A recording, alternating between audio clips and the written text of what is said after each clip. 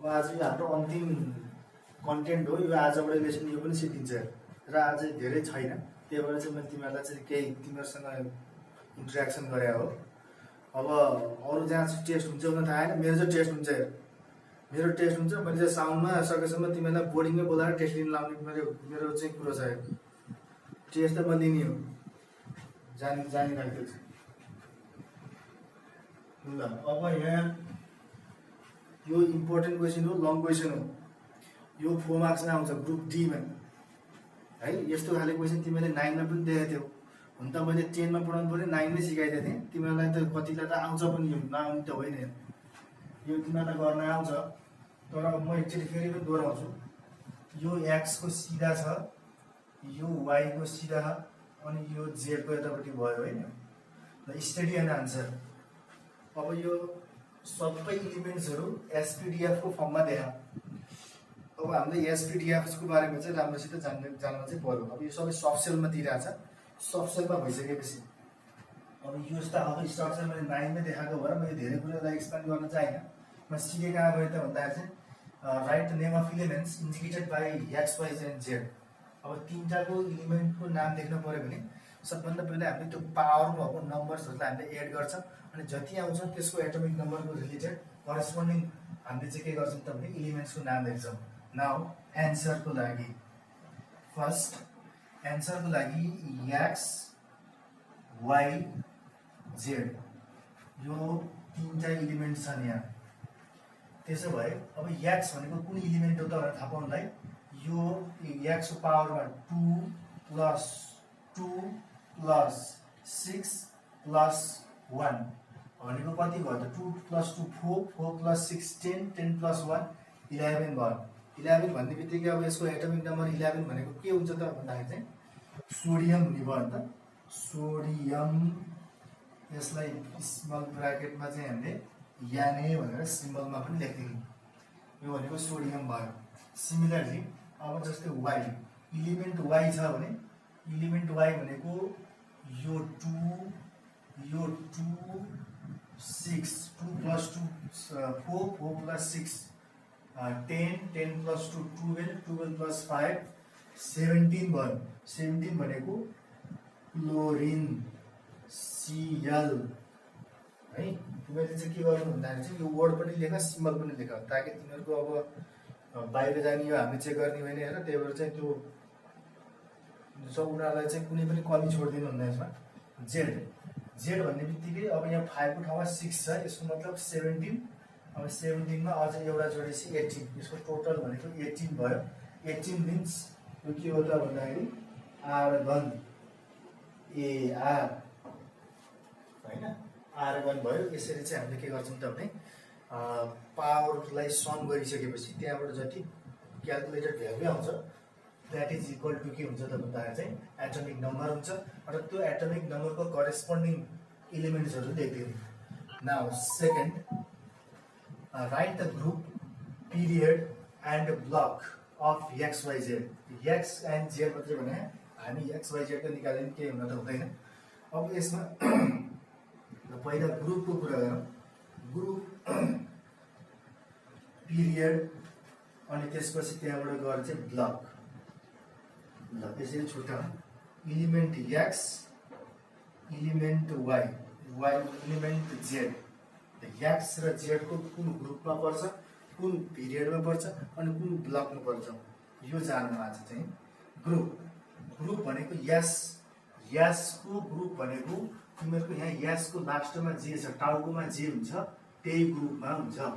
जस्तै यसको टाउकोमा हत्तै भए कि 1 हुन्छ कि 2 हुन्छ होइन।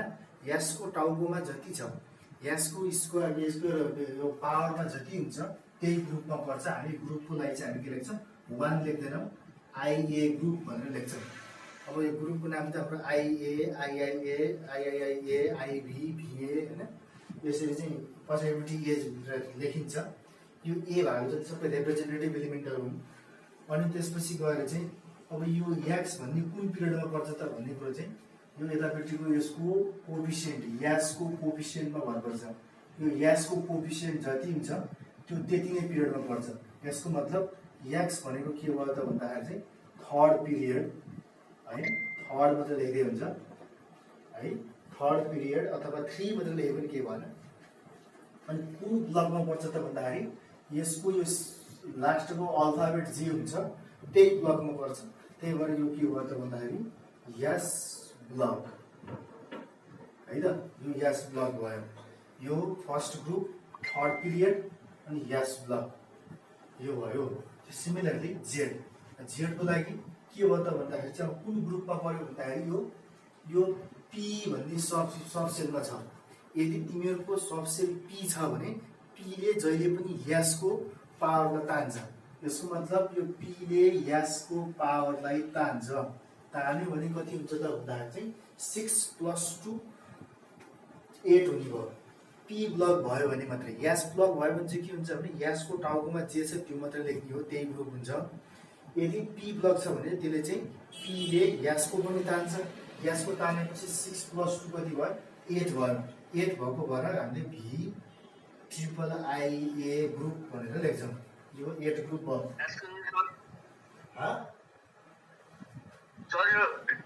डी ब्लक भयो भने चाहिँ के हुन्छ नि?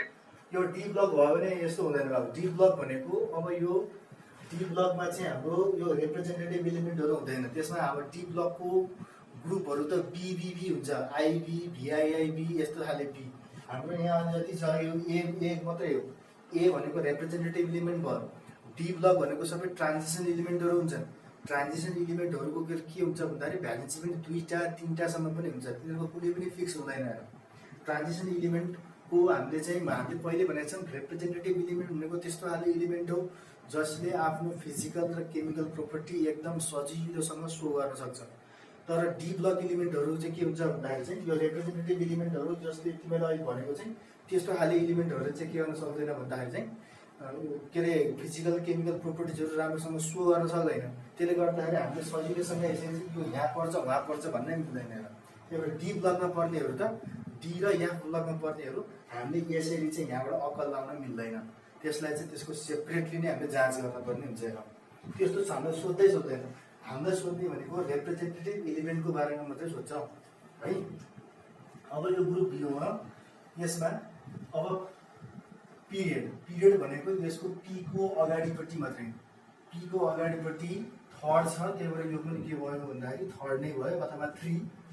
अनि त्यसपछि त्यहाँबाट चाहिँ लास्टमा यसको अल्फाबेट के छ त भने पी छ। त्यही भएर यो के भयो त भन्दाखेरि चाहिँ पी ब्लक भयो।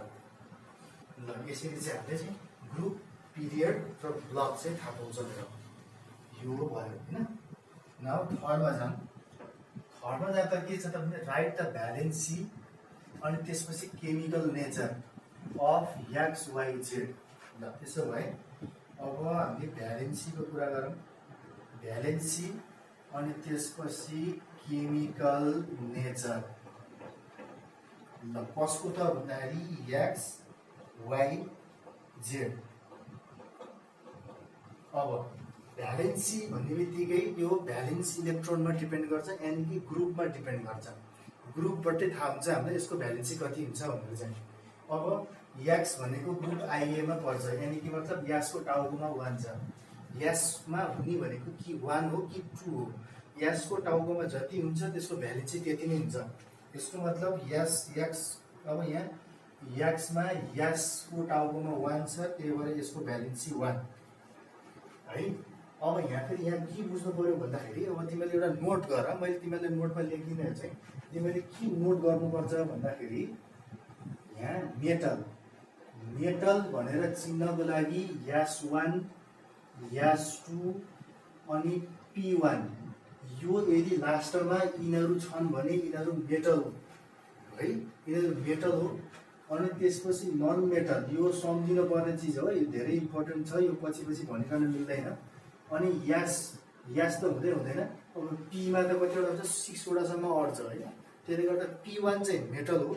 त्यहाँबाट पछाडि त्यहाँबाट चाहिँ अब उतापट्टि पछाडि P2 P3 P4 P5 P6 P5 सम्म भनौँ न। P5 सम्म चाहिँ के हुन्छ त भन्दाखेरि चाहिँ नन मेटलहरू हुन्छ। अब यहाँ पर्ने एलिमेन्टहरू कुनै नन मेटल कुनै मेटलोइड पनि छन् तर नन मेटल पनि छ। त्यसले गर्दाखेरि यिनीहरू भनेको नन मेटल भनेर बुझ्नु। यो यसरी बुझ्नुपर्छ। अब यहाँ के भयो भन्दाखेरि चाहिँ ग्यास ब्लक भनेको के हो त भन्दाखेरि मेटल हो।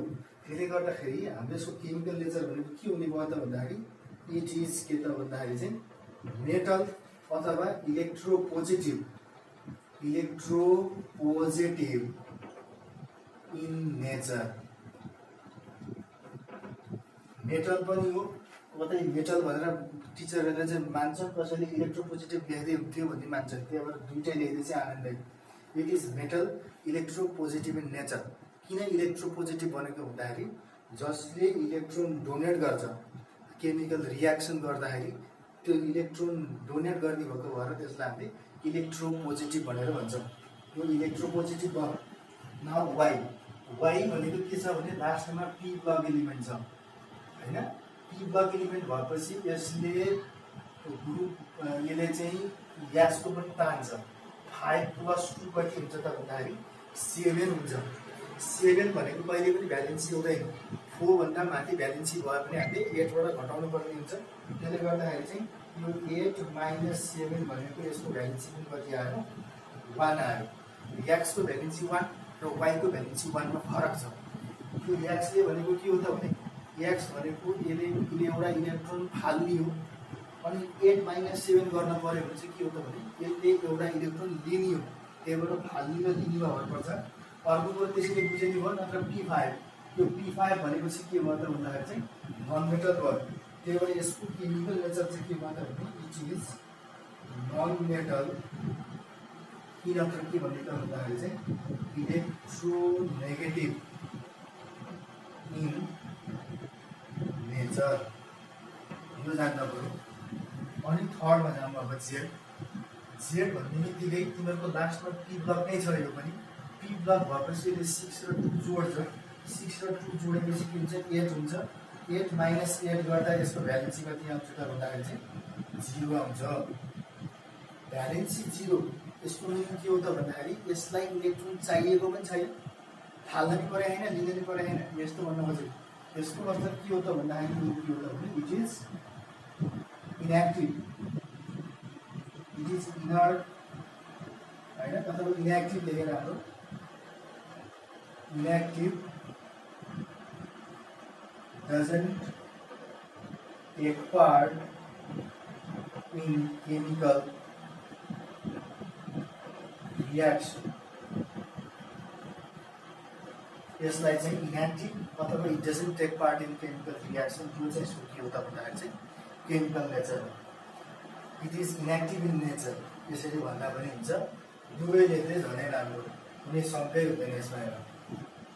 यसरी चाहिँ हामीले के गर्न सक्छौँ त भने ग्रुप, पिरियड, ब्लक, भ्यालेन्सी र केमिकल नेचरलाई हामीले डिटेक्ट गर्न सक्छौँ। यो रिप्रेजेन्टेटिभ इलिमेन्टको मात्रै हो। सिसिले सोधेको क्वेसन एकदम जेन्युन थियो अहिले गएर। डी ब्लक भइदिएको भए यो सबै कुरो हामीलाई थाहा पाउन धेरै मुस्किल पर्ने होला थियो। बस हामीलाई ब्लक मात्रै थाहा हुन्थ्यो, अरू केही थाहा हुँदैन त्यसको। त्यही भएर चाहिँ त्यसको केही स्योर हुँदैन। यो चाहिँ हामीले पढ्ने भनेको चाहिँ ग्यास र पी ब्लक मात्रै हो, किनकि यिनीहरू पनि रिप्रेजेन्टेटिभ इलिमेन्टहरू हो।